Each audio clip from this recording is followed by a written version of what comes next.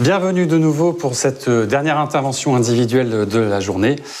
Nous avons le plaisir d'accueillir Stéphane Mallard. Bonjour. Stéphane, bonjour. Je crois que la crise du Covid a ceci de bien que grâce à cela, nous vous avons en présentiel sur le plateau. Sinon, vous auriez pu être dans d'autres contrées. Stéphane, pour ceux qui ne vous connaissent pas, vous êtes conférencier, bien sûr, spécialiste des transformations des business models et du numérique, auteur d'un best-seller « Disruption, intelligence artificielle, fin du salariat, humanité augmentée ». Tout un programme. On s'est dit qu'on partirait très loin aujourd'hui avec vous. On a une trentaine de minutes devant nous pour parler de disruption technologique, de transformation de business model, de déplacement de valeur et puis de déplacement d'une transition de médecine de prévention à ce qu'on appelle le wellness. Stéphane, c'est à vous, comme d'habitude. Les questions sur le chat dédié et d'éventuelles questions que j'aurai posées personnellement à Stéphane. Stéphane, à vous. Merci de m'accueillir et puis bonjour à tous ceux qui sont connectés. Alors effectivement, on va parler de technologie, on va parler de digital, de numérique, on va parler surtout de business. Mais ce qu'il faut qu'on dise avant de commencer, c'est que depuis à peu près 2007, vous savez, on nous parle de transformation digitale, de numérique, etc. Mais il y a une espèce d'incompréhension, et en particulier dans la pharma. Tout simplement parce que lorsqu'on parle de transformation digitale, alors je dis 2007 parce que c'est l'invention de l'iPhone, c'est à partir de là que tout a décollé. Ce qu'il faut comprendre, c'est que ça n'est pas une transformation et encore moins numérique, comme on nous l'explique depuis 2007. C'est ce que les anglo-saxons appellent une disruption. Alors, malheureusement, on n'a pas de mot en français. Enfin, malheureusement, c'est plutôt un mot disruption. On l'a bien repris à notre compte. C'est un mot à la base qui est de l'ancien français, le mot disruption, qui veut dire rupture, qui veut dire chamboulement avec une espèce de vitesse, de rapidité, qui vient du latin disrumpere, qui veut dire tout ça. Les anglo-saxons l'utilisent tout le temps. On parle de disruption, par exemple, de disruption hormonale dans le corps lorsqu'on a des problèmes de santé, des choses comme ça, parce que ça veut dire ce chamboulement. Sauf que nous, on ne l'utilise plus, mais c'est exactement ce qui est en train de se passer. Une transformation, c'est finalement assez simple à comprendre, mais une disruption, il y a quelque chose de nouveau. C'est-à-dire que cette fois-ci, c'est quelque chose qu'on est plutôt en train de subir, qu'on ne comprend pas très bien, et surtout, c'est devenu une espèce d'idéologie. Il y a une démarche depuis maintenant 2007-2010, il y a une volonté de disrupter des secteurs entiers de l'économie. Alors pourquoi ? Pour une raison très simple, c'est que depuis une quinzaine d'années maintenant, les technologies sont de plus en plus puissantes et c'est ce qu'on appelle en économie, lorsqu'on fait de l'économie, des commodités. C'est-à-dire qu'elles coûtent de moins en moins cher, elles sont de plus en plus puissantes, elles sont accessibles à tous. Et c'est ça le paradoxe en fait de notre époque, c'est qu'il y a des technologies partout, de plus en plus puissantes, de moins en moins chères. Et en réalité, c'est ce que je vais vous expliquer notamment dans la pharma, on s'en fiche un peu. Elles deviennent tellement puissantes qu'elles se banalisent et que c'est plus ça le sujet de différenciation. Alors il y a une incompréhension parce que depuis cette période, les entreprises parlent de transformation numérique et elles essayent justement d'inclure des technologies dans tout ce qu'elles font. Prenez n'importe quelle boîte, y compris dans la pharma, elles prennent tous les secteurs d'activité dans lesquels elles sont engagées, toute leur business unit, et elles essaient d'inclure des technologies pour optimiser ce qu'elles font. Elles pensent que la technologie, en fait, c'est une question d'optimisation, d'amélioration, de réduction des coûts, etc. En gros, on essaie d'être meilleur avec la nouvelle technologie. Sauf que dans la disruption, il y a une idée de casser les modèles existants pour déplacer la valeur. C'est très différent. Et quand je vous dis que c'est une idéologie, qui vient principalement de la Silicon Valley, mais qui maintenant est en train de contaminer toute la planète, c'est que vous avez des acteurs qui prennent tous les secteurs économiques et qui se demandent comment est-ce qu'on les disrupte, comment est-ce qu'on les rend obsolètes en utilisant ces nouvelles technologies parce qu'elles coûtent de moins en moins cher, parce qu'elles sont accessibles à tous. Et c'est exactement ce qui est en train de se passer en ce moment. Donc premièrement, c'est pas une transformation qu'on vit en ce moment, c'est ce que les anglo-saxons appellent une disruption. Deuxièmement, les nouvelles technologies, en fait, on s'en fout, c'est des commodités. Et il y a autre chose qui est en train de se rajouter à ces deux phénomènes, c'est évidemment l'arrivée des algorithmes dits intelligents. Alors on a appelé ça intelligence artificielle, on a appelé ça machine learning, on peut parler de deep learning si on est un peu plus précis pour certains. Ce qu'il faut comprendre, c'est qu'on vit un bouleversement, là encore depuis à peu près 2012, dans lequel en fait on change de paradigme sur les nouvelles technologies, puisque ce ne sont plus des technologies qu'on programme, comme on l'a fait par le passé, tout ce qu'on fait en informatique en codant des logiciels qui s'exécutent. Cette fois-ci, on éduque ces technologies, on les entraîne. C'est-à-dire qu'on va nourrir ces algorithmes et on va les laisser apprendre à effectuer des tâches tout seuls. Alors, je reviens pas dans les détails là-dessus, puisque c'est quelque chose que normalement les gens connaissent assez bien maintenant, puisqu'on entend parler de ça tout le temps dans la presse depuis 2012. Les algorithmes qui détectent des cancers mieux que les médecins, les algorithmes qui sont capables de lire du texte, de le comprendre, de suggérer des arguments pour des avocats, bref, on en a dans tous les secteurs. Ce qu'il faut comprendre, c'est qu'en gros, tout ce qu'on fait avec notre cerveau, toutes nos fonctions cognitives sont en train d'être modélisées dans des algorithmes dits d'intelligence artificielle. Ça, ce que ça veut dire, c'est qu'on est aussi en train de commoditiser, en gros, ce qu'on fait avec nos fonctions cognitives, notre intelligence. C'est le principe de toutes les nouvelles technologies. Elles commoditisent, elles permettent de baisser les coûts et surtout d'accélérer la puissance de ce qu'on faisait avant avec nos cerveaux. Ça, c'est tout nouveau. Donc on commoditise aussi l'intelligence.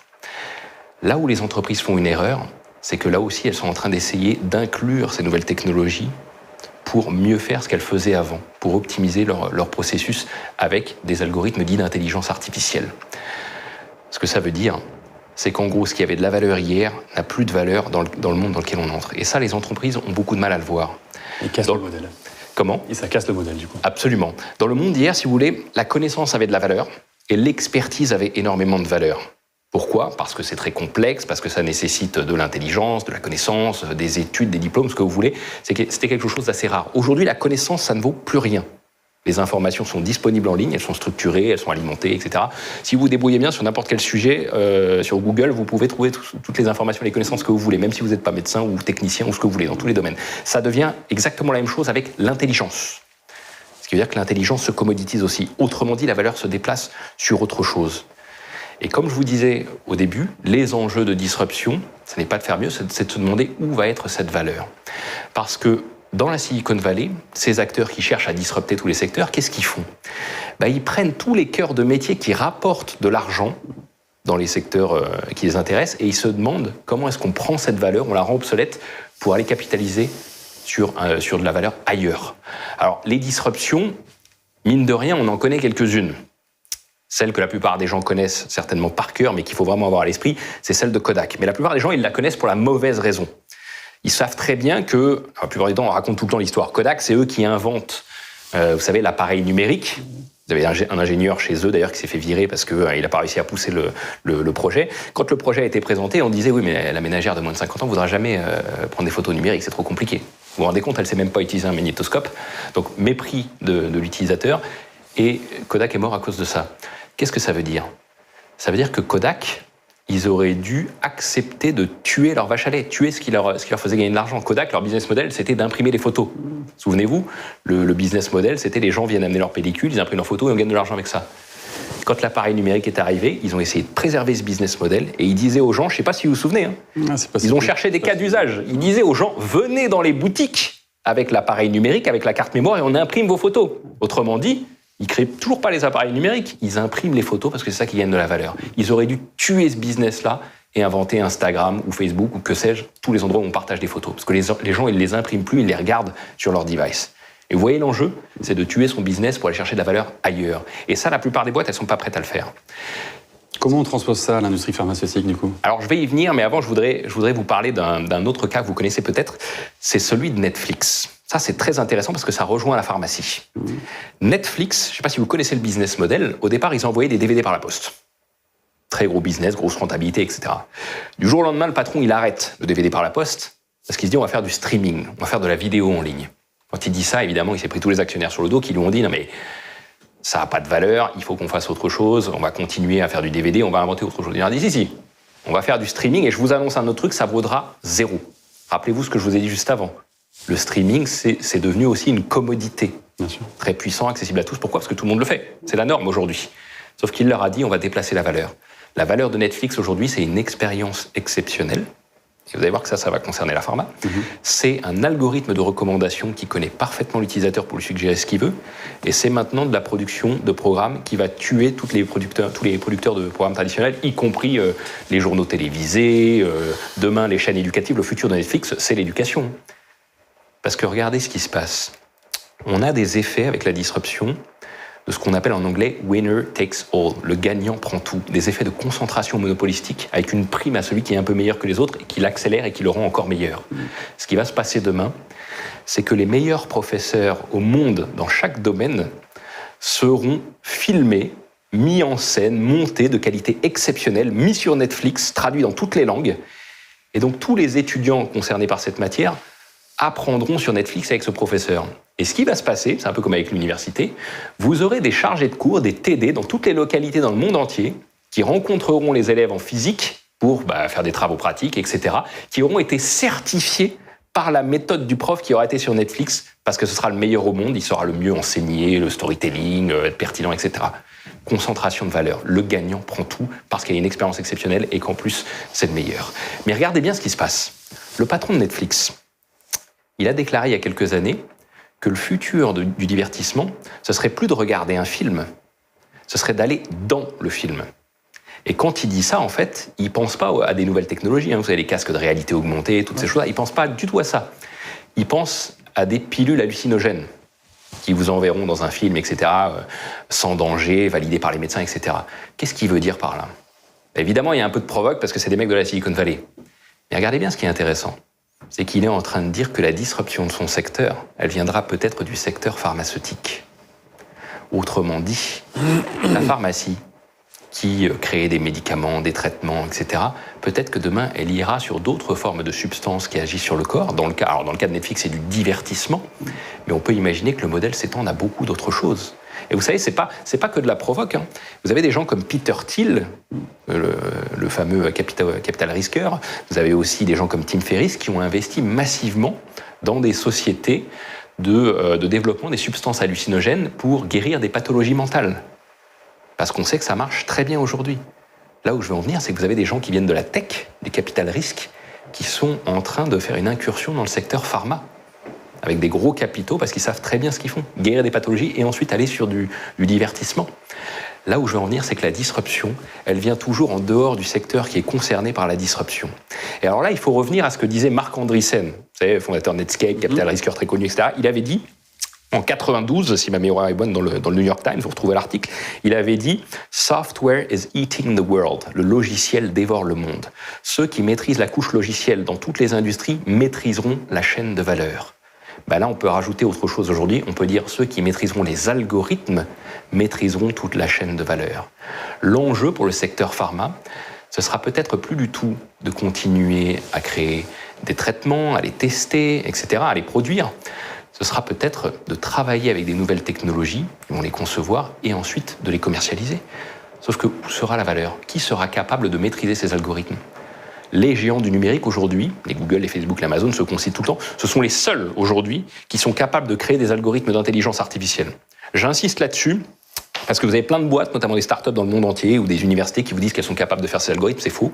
Il y a certains algorithmes dans certains labos où vous avez 5 personnes sur la planète capables de les comprendre. Et ils sont tous chez Google, ce qui pose des vrais problèmes de concentration monopolistique. Mais ces gens-là, ils vont être capables demain de créer des modèles. Alors ça existe déjà vous savez, on a ce qu'on appelle de folding de protéines, savoir comment les protéines vont se comporter en 3 dimensions, ce qui peut intéresser évidemment des labos, de faire des simulations. On va pouvoir recréer des êtres humains artificiels en simulation pour savoir comment, lorsqu'on met une drogue, lorsqu'on met un médicament, le corps réagit. Pareil, en fonction du génome.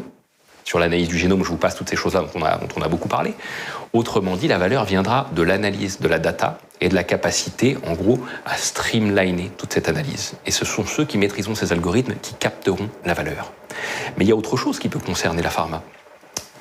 C'est que, aujourd'hui, comme je vous le disais, la pharma, elle se contente de traiter et de guérir des maladies. Ce qui est très bien, j'ai vu que pas mal de labos pharma s'étaient mis comme objectif à la fois de guérir toutes les maladies, de faire disparaître le concept de maladie même. Mais peut-être que demain, le secteur de la pharma va faire un pivot pour non plus se contenter de guérir des maladies, mais empêcher qu'elles surviennent. Il va se passer exactement la même chose avec les médecins. Les médecins guérissent aujourd'hui, font du diagnostic. Peut-être que demain, ils feront de la prévention. Et peut-être même qu'ils vont aller sur le terrain du wellness, du bien-être. Comment optimiser la santé. Puisqu'on va avoir toutes ces données, qui vont avoir les capteurs, qu'on sera capable de connaître quelqu'un parfaitement, y compris jusqu'à son niveau génétique, on va pouvoir optimiser sa santé. Et là-dessus, les laboratoires pharmaceutiques auront un rôle à jouer. Tout à l'heure, je vous parlais des pathologies mentales. On commence à faire des technologies aujourd'hui, qui sont très liées aujourd'hui aux jeux vidéo, au divertissement, que vous pouvez piloter grâce à votre cerveau. Alors là, c'est pareil, on va avoir énormément de données. Puis on commence à avoir des technologies qui nous permettent de guérir des choses comme des phobies, vous savez, des technologies de réalité virtuelle, etc. Là aussi, il y a un point d'entrée de traitement pour les pharma. Vous voyez, c'est tout cet écosystème-là dans lequel la pharma pourrait avoir une place avec les nouvelles technologies. Et dernier point qui est très important là-dessus, c'est sur l'expérience. Vous avez vu que le point commun de tous les acteurs de la tech, les raisons pour lesquelles ils sont en train de bouleverser tous les secteurs économiques, c'est qu'ils se mettent comme obligation dans tout ce qu'ils font de créer des expériences exceptionnelles. Alors je citais Netflix, mais c'est le cas d'Amazon, c'est le cas de Google. C'est en gros de vous permettre une expérience qui n'a aucune coupure, aucune friction, où tout est parfait, tout est à votre service. Et dès qu'il y a le moindre accroc, ils le corrigent. Typiquement, vous connaissez Amazon, dès que vous avez le moindre problème, vous cliquez sur j'ai besoin d'aide, ils vous rappellent en 30 secondes, ils connaissent votre problème, ils vous appellent par votre nom, à la fin ils s'excusent et même ils vous offrent des bons d'achat. Vous voyez, ça c'est une expérience exceptionnelle. Ou Uber, ou toutes ces choses-là. L'enjeu demain, peut-être de la pharma, ce sera peut-être de s'inclure dans une chaîne de valeur qui va concerner toute la santé d'un patient. Regardez à quel point l'expérience de santé, ou de soins par exemple, est catastrophique lorsqu'on parle des hôpitaux ou des cliniques. Imaginez ce que serait une expérience de santé si c'était Amazon qui avait créé, je ne sais pas, ses propres hôpitaux. Parce qu'il faut bien se dire que ces acteurs-là vont le faire. Et vous savez ce que je pense ? Moi, je pense même que non seulement les géants du numérique vont créer peut-être demain leurs hôpitaux avec une expérience exceptionnelle, premium, etc., mais je suis même persuadé d'autre chose. C'est que les clients de ces géants technologiques, lorsqu'ils achèteront ou qu'ils consommeront leurs produits, il y aura peut-être une petite partie, lorsque vous achèterez quelque chose, qui servira peut-être à financer une assurance santé pour vous, qui ira vous soigner dans leurs hôpitaux si jamais ils ont besoin. Bien sûr. Alors aujourd'hui, ça paraît complètement utopique de dire ça. Vous pouvez dire, mais ils racontent n'importe quoi, on fait des médicaments, point, c'est tout. Maintenant, il faut se demander où est la valeur et où elle va se déplacer. Aujourd'hui, ils sont en train d'attaquer par la data, par les algorithmes, parce que c'est là-dessus qu'elle va se déplacer.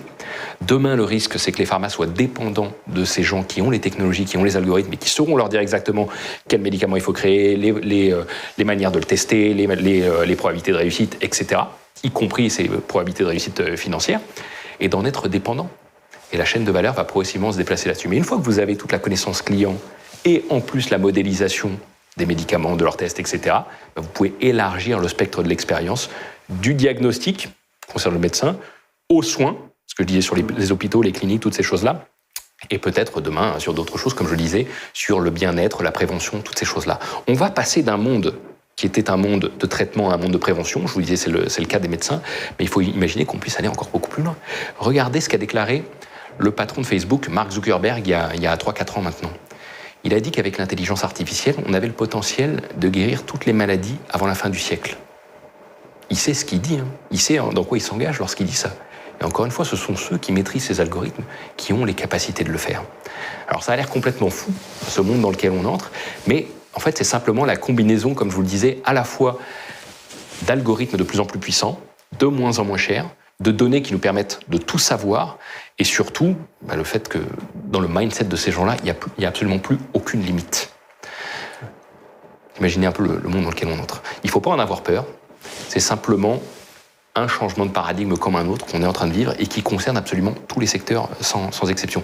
Je citais le cas de la pharmacie, vous savez, en disant que Netflix faisait peut-être de la pharma, mais demain la pharma fera peut-être encore autre chose. Tout ce que j'ai cité juste avant, ça concerne tous les secteurs sans exception. Vous savez, souvent je vois des intervenants du secteur financier, des banques par exemple, et je leur dis, mais aujourd'hui les banques s'occupent des finances et de l'argent des gens, mais peut-être que les banques ne feront plus de finances demain.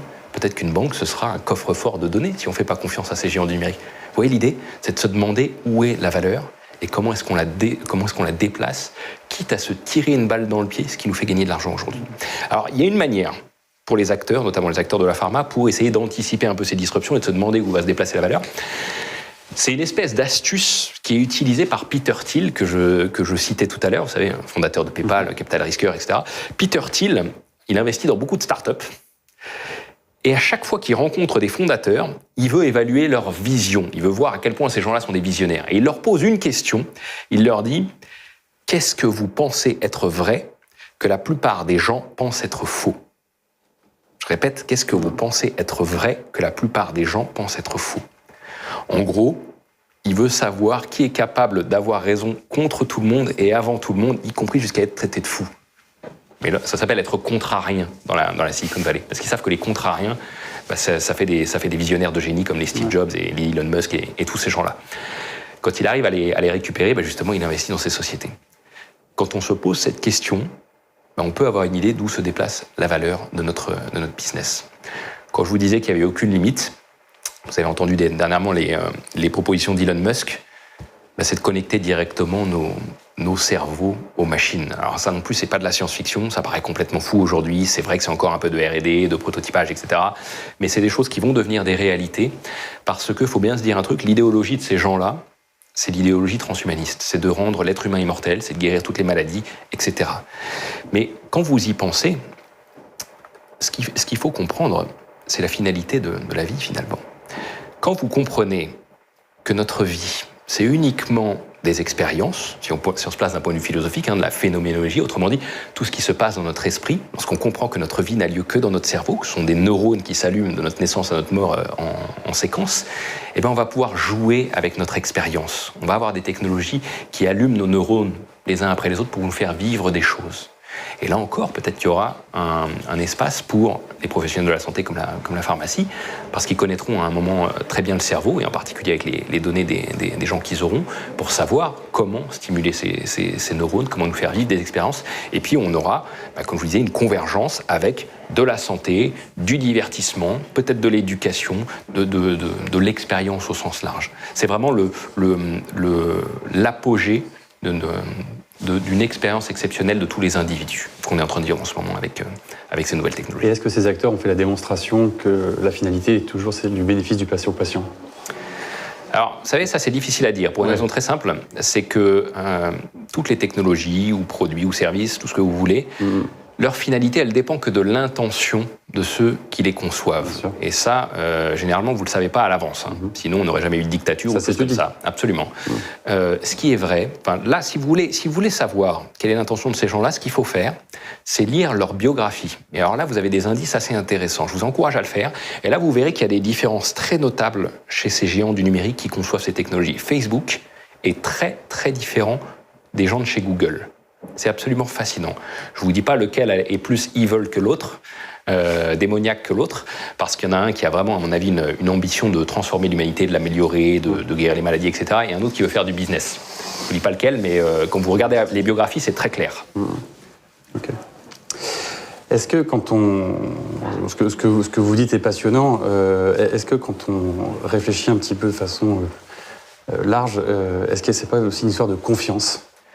Oui, du citoyen, du patient. Alors, vous savez, ça, c'est très culturel. Avec la donnée, parce que finalement, ce que vous dites, c'est que le détenteur de la donnée, s'il prend bien, a quand même de l'or entre les mains et l'avenir devant lui. Oui, alors ça, c'est un vrai et un faux problème. Pourquoi ? Parce que ce qu'il faut que les gens sachent, c'est aussi la raison pour laquelle le RGPD, c'est n'importe quoi et ça ne sert à rien. C'est qu'avec très peu de données aujourd'hui, vous pouvez déduire toutes les autres que vous ne savez pas. Mais c'est déjà le cas sans algorithme et sans données. Je vous donne un exemple très simple. Extrapolation. Exactement. À votre accent, je connais votre origine. Au niveau de vocabulaire que vous employez, je connais votre niveau d'éducation, à peu près. On peut déduire les autres. Typiquement, le cas que j'aime bien, que je cite souvent, c'est les banques et Google. Vous pouvez dire à Google, je refuse que tu utilises mes données financières, parce qu'il pourrait potentiellement dans les mails savoir exactement combien vous gagnez, vous dépensez, etc. Et dire à votre banque, j'accepte que tu utilises mes données financières pour me proposer des services, etc. Sauf que Google, vous pouvez lui dire aussi, j'accepte que tu utilises le GPS de mon smartphone, pour savoir où je suis, me proposer des services, etc. Sauf que Google, avec le GPS, il peut déduire plein de trucs sur vous, sur vos données financières. Il sait où vous habitez, donc il connaît votre pouvoir d'achat potentiel. Il sait à quelle fréquence vous déplacez, si vous êtes dans des aéroports, des villes, etc. Et là, il peut converger vers votre pouvoir d'achat, vers votre style de vie, vous proposer les bons produits, etc. Mieux que votre banque. Parce que lui, il sait les analyser contrairement à votre banque, puisqu'il a les meilleurs data scientists au monde dans ses labos. Donc vous voyez, il y a une crise de confiance, effectivement, mais il va falloir faire comprendre qu'en fait, aux gens, avec ces technologies, on est potentiellement tous à poil, que c'est peut-être ça la norme. Ça ne veut pas dire qu'il ne faut pas de garde-fou. Mais en tout cas, culturellement, c'est un changement radical. Pour vous qui avez une vision sur les différents marchés, notamment sur le marché asiatique que vous connaissez particulièrement bien, est-ce qu'il y a une vraie différence d'appréhension de ces sujets entre l'Occident et l'Orient ? Est-ce qu'on entend souvent dire que l'Occident a perdu la bataille sur le Covid dans sa gestion de la lutte ? Qu'en pensez-vous de ce rapport à la technologie et à la disruption, finalement, à l'acceptation de cette transformation ?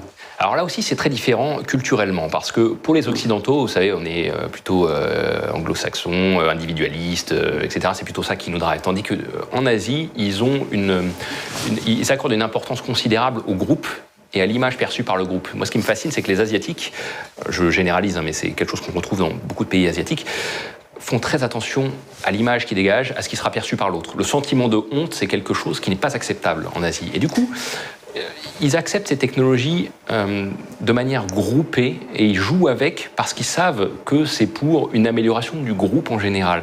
Regardez ce qui se passe en Chine, vous savez, sur la notation sociale, etc. Ça a fait un scandale en Europe. Ça fait un petit scandale en Asie chez certains citoyens, mais la majorité de la population accepte ça. Et deuxièmement, il faut se dire aussi que ce sont des pays qui sont en hypercroissance parce qu'ils n'ont pas de legacy. Ils n'ont pas ce triple héritage comme nous. Nous, on a un triple héritage. Eux, ils ont tout à construire. Nous, on a, si vous voulez, on a des héritages technologiques qui sont vieux, qui sont anciens. Regardez quand vous réservez des billets d'avion ou regardez votre banque lorsque vous faites un paiement, ça met 3 jours pour arriver sur le compte. C'est des vieux systèmes technologiques. Eux, ils n'ont pas ça. Deuxièmement, on a un héritage légal, législatif.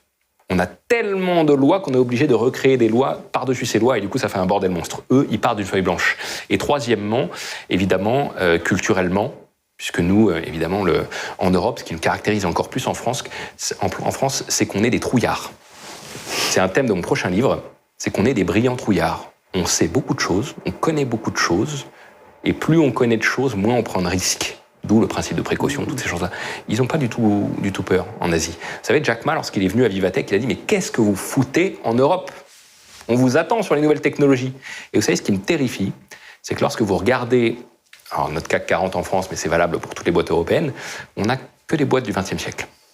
C'est-à-dire toutes les sociétés qui créent de la valeur ajoutée de leur époque, c'est-à-dire les nouvelles technologies, les biotech, etc., les neurosciences, toutes ces choses-là, les plus avancées sont aux États-Unis et en Asie. Dans notre CAC 40, on a beaucoup d'industries du XXe siècle, des banques, des énergies, etc. Mais les valeurs ajoutées de demain n'y sont pas encore, malheureusement. Il faudrait cette couche technologique si on voulait les rattraper. En parlant de couche technologique, on en discutait tous les deux avant ce débat. Le débat sur la 5G qui anime tant la France aujourd'hui, entre les Amish, les partisans de la lampe à huile et les visionnaires, c'est du passé déjà pour vous. Et moi, je vois pas du tout l'intérêt de ce... Nicolas Bouzou, ce matin, parlait de retard mental, pour parler un peu cash. Mais il a raison, mais vous savez, on pourrait dire la même chose sur à peu près toutes les polémiques qu'on lit dans la presse en ce moment dans ce pays. Moi, à chaque fois que j'arrive en France, je me dis, bon alors, c'est quoi la manif du jour ? C'est quoi la polémique du jour ? Parce que c'est un peu ce qui nous caractérise. Mais je veux dire, on s'en fout de la 5G, c'est juste c'est comme des routes. Vous savez, la 5G, le seul truc qui est bien, c'est le temps de latence. On va évidemment avoir des connexions plus rapides, etc. Mais ce qui est important, c'est le temps de réactivité pour connecter plusieurs objets, plusieurs devices. C'est la seule chose qui va être intéressante pour l'Internet des objets, notamment. Ça va changer plein de choses, mais aujourd'hui, on n'en a pas besoin pour faire du Netflix, des jeux vidéo, des choses comme ça. Ça va être intéressant, mais c'est pas du tout le sujet. Le sujet en Europe, c'est avoir des algorithmes et des géants technologiques. Parce que le problème, c'est que nos meilleurs ingénieurs sur ces sujets-là, ils vont dans les boîtes de tech aux US. À votre avis, qui reste dans les labos ici ? Et vu comme ils sont payés, vous savez, c'est en plus un scandale pour eux. C'est d'avoir. Il y a quelques labos qui nous écoutent. Non, mais c'est très grave. Vous imaginez, regardez dans la recherche française, les gens qui travaillent sur ces algorithmes, le niveau de rémunération qu'ils ont, qui est dans certains cas 100 fois inférieur à ce qu'ils ont dans les labos. Quand je dis labos, c'est les labos technologiques, de recherche technologique des géants du numérique qui créent ces algorithmes. On n'est pas prêt de les garder. C'est plutôt tout ça les sujets. La valeur, elle est dans ces laboratoires technologiques et malheureusement, on n'arrive pas à garder nos chercheurs sur ces sujets. C'est beaucoup plus ça qui m'inquiète lorsqu'on parle de souveraineté numérique et toutes ces choses-là, plutôt que la 5G. La 5G, c'est une commodité, on va la voir. On revient un peu à la commoditisation de ces technologies. C'est comme Internet ou l'électricité, tout le monde l'aura, ce ne sera pas un facteur différenciant. Tous les sujets que vous abordez renvoient aussi à la transformation des entreprises, évidemment, que ce soit en Occident et en Orient. Et dans votre bouquin, vous évoquez de façon assez abondante ce que vous appelez la fin du salariat. Oui. Là aussi, sans angoisser nos participants, dans quelle mesure la pharma tend vers ce modèle ou est-elle en retard ? Est-ce inévitable ? Alors, pas que la pharma, je vous rassure, c'est un changement de paradigme global. Alors ça, c'est un sujet tabou. Chaque fois que je parle de salariat, de CDI, je me fais taper dessus par une partie de la population. On va terminer sur une question de tabou, c'est très bien. On sent que c'est quelque chose qui est une crainte massive. Pourquoi ? Parce qu'on a surprotégé le salariat, le CDI. Enfin, c'est un totem, on ne peut pas le toucher. Ce qu'il faut comprendre, c'est pourquoi le salariat existe. Le salariat existe tout simplement parce que c'est plus rentable que de faire bosser des indépendants. Jusqu'à aujourd'hui. Avant, on avait des artisans. Vous savez, on les faisait appel à eux, on les payait à la prestation, etc. Sauf que c'est Ronald Coase qui a montré ça en économie. En mettant des gens dans une boîte, en les salariant, et en les faisant bosser avec un coût de coordination dans l'entreprise qui est inférieur à si vous allez chercher des indépendants, c'est plus rentable de les faire bosser ensemble en étant salariés. Sauf qu'avec les outils numériques, ces coûts de transaction pour aller chercher des indépendants et les faire collaborer, les synchroniser ensemble avec des technologies, il devient moins cher. C'est ridicule. Je ne parle pas de rémunération du travail, ça c'est autre chose, ça dépend de l'offre et de la demande pour un job. Mais c'est juste que les coûts de transaction pour aller chercher des indépendants et faire bosser en petites équipes sont largement inférieurs. Et autrement dit, quelqu'un de compétent, demain, aura largement intérêt à sortir de l'entreprise et à bosser en réseau avec d'autres indépendants. Sauf si l'entreprise qui l'emploie a ce qu'on appelle un pricing power, si elle est capable de le surpayer par rapport au marché. Typiquement, les gens de chez Google. Les ingénieurs en intelligence artificielle peuvent être surpayés parce qu'il n'y a personne d'autre en face, etc. Et donc, ils ont plus intérêt à y être. Bien sûr. Mais imaginez ça à l'échelle de la société. Et autre chose, c'est qu'on a un gros problème en Europe, c'est qu'on a des grands groupes avec énormément de salariés. Et moi, ce que je crois, ça n'engage que moi, c'est ma conviction personnelle. Pas seulement en Europe, si. Beaucoup, un peu aux US, mais c'est beaucoup plus rapide aux US. Ouais. Beaucoup en Europe, c'est qu'on est en train de faire des grands groupes, un peu comme les sociétés technologiques, avec beaucoup moins de staff, mais beaucoup plus efficace. Comparer le nombre d'employés dans les boîtes technologiques par rapport à la taille de l'entreprise, par rapport à nos grands groupes dans les secteurs traditionnels. À la valorisation. Et ça, c'est un tabou énorme. Quand je discute avec des dirigeants de banque, ils me disent on pourrait faire fonctionner la banque avec 70% de personnel en moins. Sauf que c'est un choc tellement grand qu'on ne peut pas se débarrasser de tout ce staff. Et vous pensez qu'il y a un parallèle avec l'industrie pharma ? Je pense qu'il y a beaucoup de personnel dans l'industrie pharmaceutique. Je pense que, évidemment, tout ce personnel ne va pas disparaître du jour au lendemain. Ce sera un choc trop violent et puis ces technologies vont mettre un certain temps à venir. Ce que je crois, c'est qu'il va y avoir de plus en plus de petites entités, petites entreprises, indépendants qui travaillent en réseau, beaucoup plus agiles. Vous savez, on parle beaucoup d'agilité dans le monde du travail d'aujourd'hui, beaucoup plus flexibles, avec des outils technologiques toujours plus puissants et qui travailleront groupe avec groupe et qui produiront de la valeur ensemble. Avant de se faire racheter par des sociétés pharmaceutiques, potentiellement, et puis ensuite de se faire scinder, de se regrouper. Vous savez, c'est toujours nouveau. Chez Google, c'est pareil. Vous avez une petite équipe d'ingénieurs qui se met ensemble, qui fait une spin-off, et dès que ça marche, ils font grossir, puis ils se font racheter par un Google ou un autre. Vous savez, c'est cette dynamique-là, en fait. Le grand groupe fixe, où on fait sa carrière toute sa vie, tout ça, à mon avis, c'est en train de disparaître. C'est pas une mauvaise nouvelle, vous savez. C'est simplement qu'on flexibilise tout ça. Après, il va falloir évidemment des lois sociales. Peut-être qu'il faut non plus mettre toute la protection sur le contrat de travail, mais peut-être sur l'individu. Peut-être, si les nouvelles technologies détruisent plus de jobs qu'elles en créent, on ne sait pas encore quel va être l'impact. Peut-être qu'il faudra aller sur des revenus universels, des choses comme ça. C'est tous ces bouleversements. On parle d'un nouveau contrat social, là, dans ce cas. Exactement. C'est que le contrat social et toutes les lois qui viennent avec ne sont plus adaptées au monde de la disruption. Mais il faut évidemment protéger l'individu. Vous imaginez toutes les disruptions en cours. Chacun est concerné, peu importe le secteur. Il ne faut pas avoir peur d'ouvrir les débats, en tout cas. Et est-ce que le politique, qui est quand même en première ligne sur ces sujets, vous semble prêt, encore une fois, à s'en faire de France bashing ou d'Occident bashing Est-ce que... Alors, moi, vous savez, je raisonne beaucoup en matière de théorie des jeux. Vous savez, c'est la discipline en économie qui étudie le comportement des gens en fonction des interactions, des itérations, de qui fait quoi, etc. Ce que j'observe, et encore une fois, c'est un truc qu'on observe partout, c'est là aussi un biais de sélection. C'est que ce que j'observe, c'est que les gens qui ont de l'ambition, qui veulent faire des choses, qui veulent changer le monde, aujourd'hui, ils ne font pas de politique. Ce que j'observe, c'est que ceux qui veulent faire de la politique, c'est plutôt des carriéristes individuels, avec des gros égos, bref, tous les clichés que vous connaissez tous. Et malheureusement, ceux qui changent le monde et qui veulent résoudre des problèmes importants pour notre société sont dans des startups, des sociétés technologiques, etc. Regardez, c'est peut-être les géants du numérique qui sont en train de, je sais pas moi, d'inventer l'énergie de demain, de résoudre des trucs aussi bêtes que les embouteillages dans des algorithmes intelligents dans les GPS. C'est plus du rôle du politique, toutes ces choses-là. Alors évidemment, ils vont pas se laisser faire, mais ce que je veux dire, c'est que vous avez des entreprises technologiques qui cherchent à résoudre des problèmes, qui attirent les cerveaux les plus brillants de la planète et qui sont en train de les résoudre. Regardez toute la recherche qui est faite par un acteur comme 23andMe, vous savez, sur l'analyse génétique. Ils produisent beaucoup pour la recherche pour le cancer. C'est pas des plans gouvernementaux qui financent tout ça, ni des politiques. Vous voyez, on déplace. Avant, c'était les politiques qui pouvaient résoudre les problèmes avec des grands plans. Désormais, c'est des secteurs privés comme ces géants technologiques. Ça ne veut pas dire qu'il ne faut pas des contre-pouvoirs, qu'il ne faut pas un politique qui contrôle, etc. Avec le risque que la réglementation et le politique soient encore plus en retard qu'ils ne le sont aujourd'hui. Non seulement ça, mais surtout le fait que les responsables politiques et les organes de contrôle sont incapables de comprendre ce qui se passe chez ces géants-là. Vous pouvez mettre autant d'entités de contrôle dans les labos de Google, vous ne comprendrez pas ce qu'ils sont en train de faire. Je vous dis, il n'y a que quelques personnes sur la planète capables de le comprendre. Ça, c'est un tabou, on n'a pas le droit de le dire. Mais c'est vrai. On déplace le pouvoir. Ok Stéphane, on approche de la fin de cette intervention passionnante. Un mot de conclusion peut-être. Alors, Bien que vous l'ayez traité de trouillard, j'ai énormément de réactions positives et d'enthousiasme par rapport à votre intervention. Non, mais je m'inclus, on est des brillants trouillards en France. Bien sûr. Un petit mot de conclusion peut-être pour terminer cette intervention. Alors, j'aimerais rajouter une couche sur le fait presque une note d'optimisme. Voilà, qu'il ne faut pas en avoir peur, en fait. Ce qui nous terrorise en fait en France, comme je vous dis, c'est qu'on est des brillants trouillards, on a peur de prendre des risques, contrairement à d'autres cultures. Il faut se dire un truc, c'est qu'on est tous dans le même bateau, on est tous en train de changer de monde. Quand on a compris ça, on ne devrait pas avoir peur en fait. Si vous voulez, c'est un petit peu comme la crise qu'on est en train de vivre en ce moment, on est tous dans le même bateau. On n'a pas le choix que de l'affronter. Si on est tous concernés, évidemment, les mécanismes de protection, la solidarité pourront jouer beaucoup plus efficacement. Ce que je me dis, c'est que de toute façon, le monde est darwinien en matière de produits, de services, de nouvelles technologies. C'est-à-dire ce qui est adapté à l'environnement est sélectionné, émerge et se diffuse.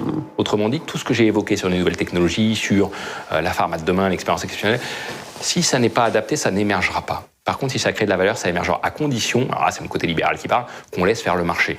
Vous mettez une réglementation au milieu de ça, là vous pouvez le rendre inefficace et gâcher du temps, de l'argent et de l'énergie pour tout le monde. Super Stéphane, merci beaucoup. C'était extrêmement inspirant et évidemment ça pose plein de questions. Merci à tous d'avoir suivi cette intervention de Stéphane Mallard. On se retrouve dans quelques secondes pour la dernière table ronde et puis la conclusion de cette journée par Franck Lemeur. Merci encore Stéphane. Merci à vous.